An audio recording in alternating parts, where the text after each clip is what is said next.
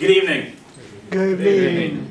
Good evening, Club President, Toastmaster of the evening, fellow Toastmasters. I'm very glad to be here, and I'm very glad to start ahead of time.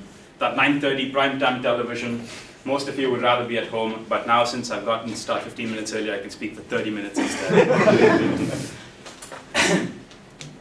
I've only been a Toastmaster for a year, but I love evaluating. At first I found it challenging, and now I absolutely love it. I'm going to through today. I'm going to tell you why I love it. I'm going to tell you what I've learned, and hopefully you'll find it useful too. In short though, my presentation will have 3 segments. The first is why be an evaluator. The second is what goes into an evaluation. And third, how you can achieve that. Of course, one disclaimer here, these are my views, very adopted version of what Toastmaster provides. And to the evaluators who just evaluated, I am not evaluating you. Okay, I just moved, so I'm not in Vishan anymore. Let's start off. Why be an evaluator? Let me ask you guys, why should you be an evaluator? Complete CL manual. Yes, practical applications. Sorry? Practical applications in Like- work. Yeah? Absolutely. Evaluator is a good listener. He's a good listener. When you evaluate, you tend to look on things which you like. So you tend to improve your own thing when you evaluate something. Absolutely. Learn from others' mistakes. Learn from others' mistakes. Loads of things. This is Toastmasters' definition. It's the ability to provide a speaker with immediate feedback. Essentially, you're going to go out. It's giving back, really. The people at this club help you develop, give back, help a person out. Right? This is my favorite. It helps people build and maintain self-esteem. And the reason I love it is that you can make a person leave this room smiling and knowing that they can get better and giving them a way to get better. And it's really fulfilling, which is why you will love it. And then, like one of the people said here, it's great for listening skills. It is one role in a Toastmaster meeting that looks at multiple skills. You need to listen to every word a Toastmaster said. You need to watch where they moved, how they said it, when they said it, where they paused. And then you need to analyze that. What was good about it? What was bad about it? And at the end of all of that, you get to speak as well. And so if you think of the other things, a prepared speaker doesn't really have to listen, he just comes here and speaks. Or let's say an impromptu speaker comes here and gives an impromptu speech. An evaluator is one that takes all the skills together and does it. All right? And the last reason is a little bit, well,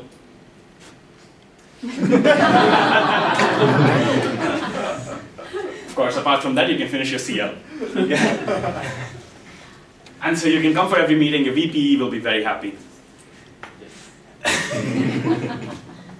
So that's why you be an evaluator. But what is a good evaluation? And here are 2 extremes of evaluations. One extreme is, oh my God, you were such a great speaker. You did everything right. You can walk on water. I'm sure you'll be the President of the United States. That's one extreme. The other extreme is extremely critical. This is like a science research paper. You should have stood 3 centimeters to your left. You should have said that a little bit louder. You should have done this differently. I'm sure you're going to die. and these are the 2 extremes of an evaluation. And it's not about that. It's about the balance. It's about the balance between these 2 sides. And here, I think it's the balance between 1, honest flattery. Flattery is very important when you're an evaluator, but please be honest. And no, it's very true. Sometimes I don't think some people can be the President of the United States. But it needs to be honest. Now I'll tell you how we can make it honest. Second, it needs to give suggestions for immediate improvement. It's not about what the person can improve, but what he can improve immediately. Don't just say, hey, you can grow taller. Use something very specific. And these are my 2 main points here, and I will repeat this, right? I have things that's called aha moments. This was my aha moment. That I need to balance these 2 words. Honesty, when I flatter, and immediate improvement, when I give improvement suggestions. And even mark it in red, so it's like take it down with your blood. So. All right. So, how do we get an honest flattery and immediate improvement suggestions? How do we do this? I'll give you 3 steps, and I'll walk you through them slowly. Again, these are all my own suggestions. It's not written, it's not science, okay? First step, the content of your evaluation, right? We will choose 3 to 4 points only. And, okay, now I choose 3 to 4 points only. Second, I add supporting evidence. Right? For these 3 to 4 points, I add supporting evidence, and we'll go into this in more depth. And finally, I add some spice. Some sugar, some spice, and everything nice. Yeah. And this together is what I deliver as an evaluation. But how am I going to get here? Okay, we'll go through them in depth. First up, choose the 3 to 4 points. How are you going to get the 3 to 4 points that you're going to talk about? And why just 3 to 4? First, why just 3 to 4? You've got only 3 minutes. Beyond that, and even if you had 20 minutes, I still say 3 to 4. Why? Because there's a poor speaker who's just struggling, spoken for 7 minutes, and you give him 50 things to work on. He's not going to come back. Even the good, you're going to give him 20. How's he going to remember it? How's he going to use it? So keep it short. I keep it short. That's my belief. I keep it short. Only 3 to 4 things. And for these 3 to 4 things, I'll go in depth. I see a lot of evaluators going like that. Sorry. 3 to 4. How am I going to get there? First, sometimes Bluetooth doesn't work. First, I talk to the speaker in advance. So meet your speaker before the project evaluation, before he speaks. If you miss that, meet him or her at the break. So you get to speak to them, ask them what they're trying to achieve with the speech, what they struggle with, and the question what they struggle with or what they're trying to work on usually tells you what you can evaluate them on. Then, read the project objectives, right? Very simple, read it. Read the questions it asks, read the entire manual. It's going to give you a clue or two. Third, my favorite step, write the entire speech down. Like you should be able to deliver it, okay? And to give you a sample.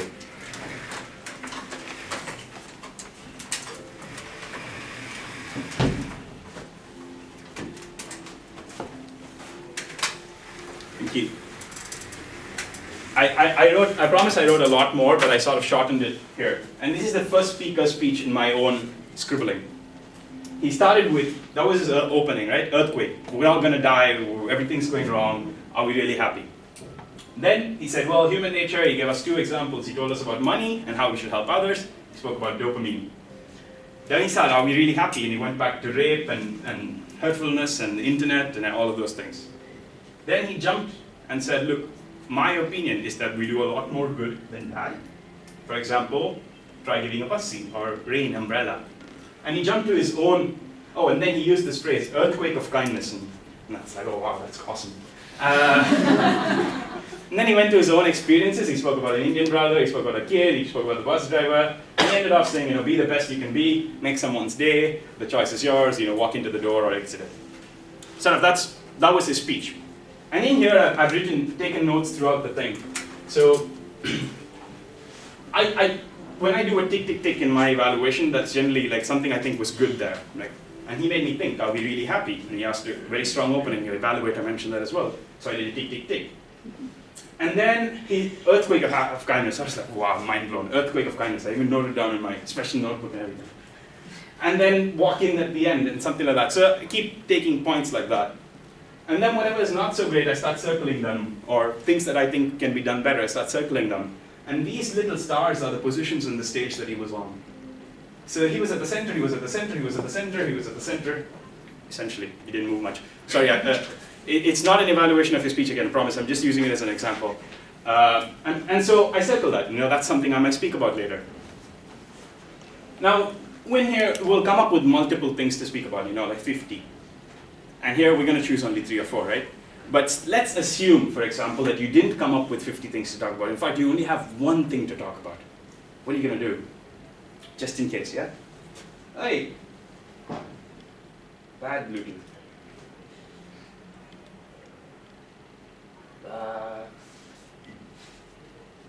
Okay?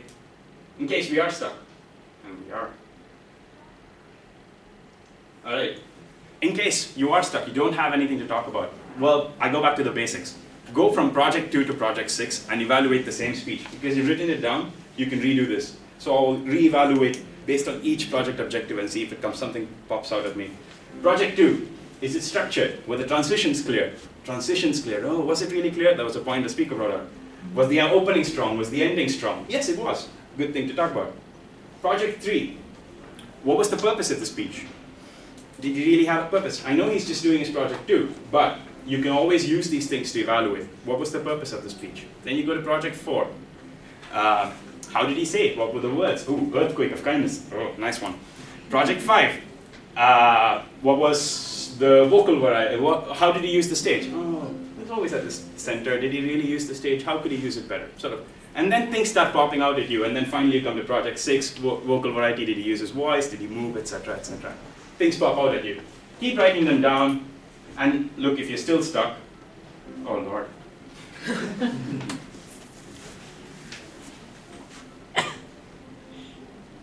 And if you're still stuck,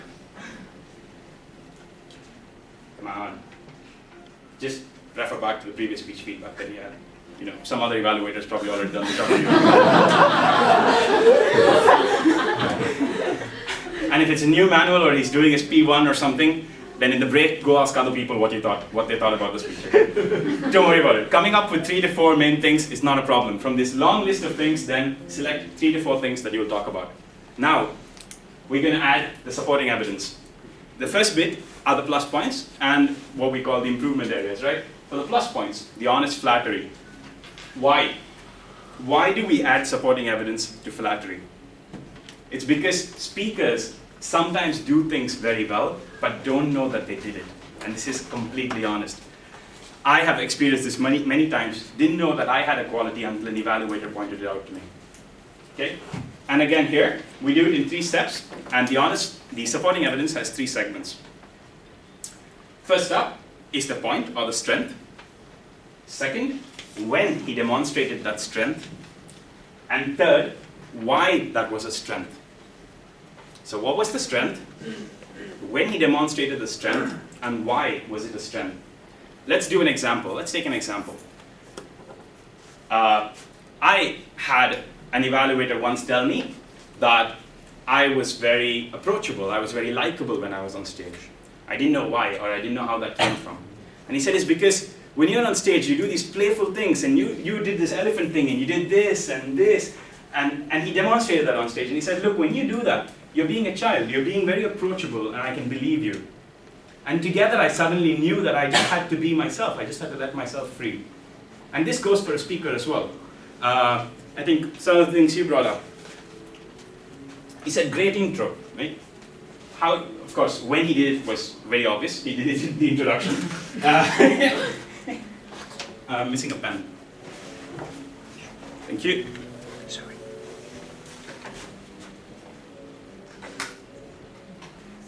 Great intro. Alrighty? And then, why was it a great intro? It was because it made us think. I think the evaluator mentioned it is because it made us think. It made us then get into his subject. And so he suddenly knows what makes a great intro. And next time, when he writes his intro, he'll think about it. Next. Oh yeah, aha moment, in red again. Point, when, and why. And I'll just do that. When and why. Another one, when and why. Another one, when and why, etc. Next up. Suggestions for immediate improvement, and why, again here, the why is very important to me.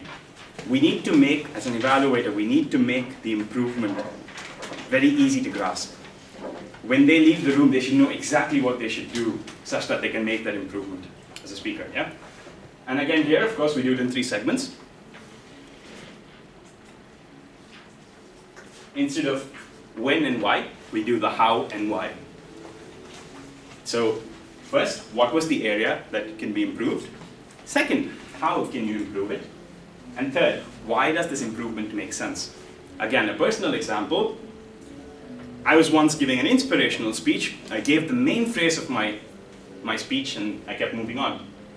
Evaluator told me, hey Vikram, you know your script, you told your punchline, and you moved on. But how about you do it this way? Just before the punchline, hold on, take a step forward, deliver your punchline, look at someone in the eye and deliver it.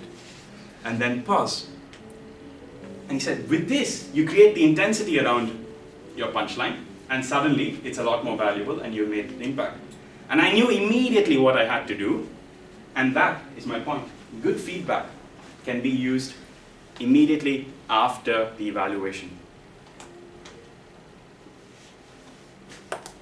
And these two together, how does this keep you honest and how does this keep immediate improvement? It keeps it honest because you think to yourself why that was good. And when you think to yourself why that was good, you will not come up with crap. You will give absolute truth, honesty, and you will tell how you felt during this process. And when you give improvement suggestions, because you need to demonstrate the how, you will think about whether that really is an improvement suggestion and whether that really can be done. And these two on their own will filter this bit out. So far, we have a little bit of points to talk about, and I'm out of time. But since I started early, and my time starts right about now, I will go on. Oh yeah, aha moment. Point, how, and why. All right? So we have when and why, and we have how and why. And point 4, 3, 2, 1. Now pretty much I have the outline of the evaluation I'm going to deliver.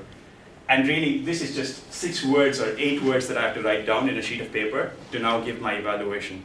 But there's a little bit more that we do, and this is the spice. Right? Why do we do this? Because we don't want to be having a conversation with just the speaker. We want to thrill the entire audience. Now, Charmaine did it. She thrilled all of you. She kept all of you happy. And how can we do this is, well, open strong. Repeat exactly what she did. Repeat the speaker's words, but modify it. She went, all I want for Christmas is you. It was a modification of what the speaker said. But it was a great opening. I did something similar once. A speaker gave me a speech about team spirit. And she said, there is no I in team, but there is a you in you suck. I said, sure, there's no I in team, there's a U in suck, but there's an M and an E in team. Get it? Okay. Charmaine's opening, yeah, remember that one. Alrighty? Okay, open strong. Do something. If you can't come up with anything, go back to the age-old.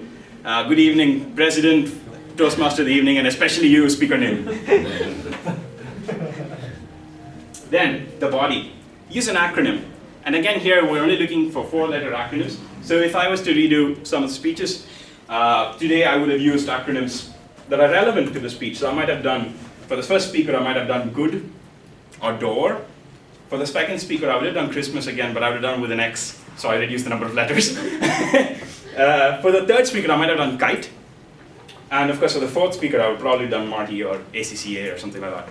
And just to give you an example, it's really easy to come up with acronyms. So I just skipped the points that our evaluator had. For example, on the first speaker, it was a great intro. He mentioned it. He told personal stories. I would rename that as own stories. And then you said the transitions were not clear. That I would call overlap. There was overlap between the points. And then you mentioned how he forgot the name of the research, right? Do your research. And together it's GOOD, which was what he was talking about. And it's really easy to come up with acronyms once you start playing around. Just keep something in mind and you can rephrase things to make the acronym. And of course, the favorite is to use self-deprecating jokes, especially when you're talking about positives that the speaker has. If you have a speaker who sings very well, try singing. You will fail at it terribly, and then you can make a self-deprecating joke. And close strong as well.